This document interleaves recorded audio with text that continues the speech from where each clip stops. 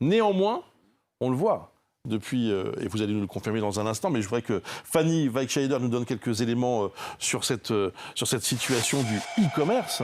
Le secteur profite clairement des conséquences de la crise sanitaire, Fanny. Oui, de manière générale, le secteur se portait déjà bien, plus 15% de ventes avant le virus, selon la Fédération du e-commerce et de la vente à distance. Mais regardez ces chiffres. Depuis donc, à la période du premier confinement, les achats en ligne ont augmenté de presque 50%, 45% d'avril à juin. Ce sont 1 million de plus de consommateurs qui se sont adonnés à la pratique des achats en ligne. En détail, voici la situation pour les principaux acteurs du marché.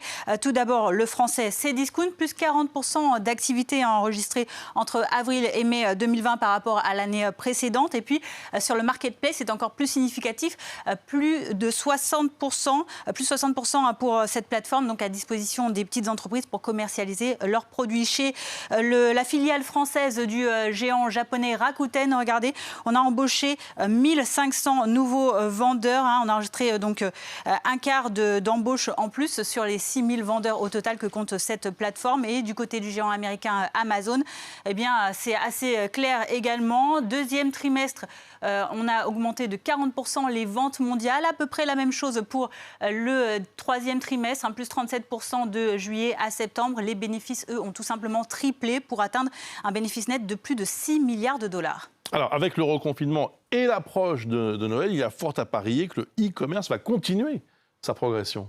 Oui, alors pas de façon aussi frontale que Amazon vis-à-vis des petits commerces, mais tout de même, regardez, Rakuten France a proposé 3 initiatives très généreuses pour aider les petits commerçants. Des aides financières tout d'abord pour les entreprises hébergées sur leur site, un abonnement et un click and collect, une option click and collect qui seront gratuites. Une réduction également des commissions à 5% pour Rakuten France sur les catégories qui sont particulièrement touchées par ces fermetures de magasins. Nouveau coup de pouce, parce que ça c'était déjà en place depuis le premier confinement. Nouveau coup de pouce maintenant.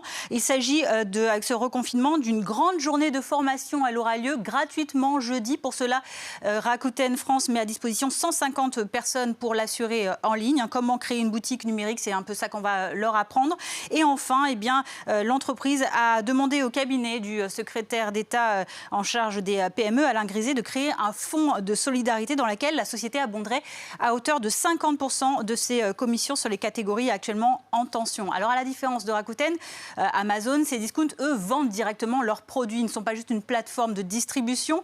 Regardez quand même les soutiens qu'ils apporteront. eBay, tout d'abord, l'américain qui a annoncé vendredi que les commerçants qui utiliseraient cette célèbre plateforme de site de vente aux enchères ne verseraient ni frais de commission pendant 3 mois, ni abonnement pendant 12 mois. Et le français Cdiscount devrait faire la même annonce aujourd'hui.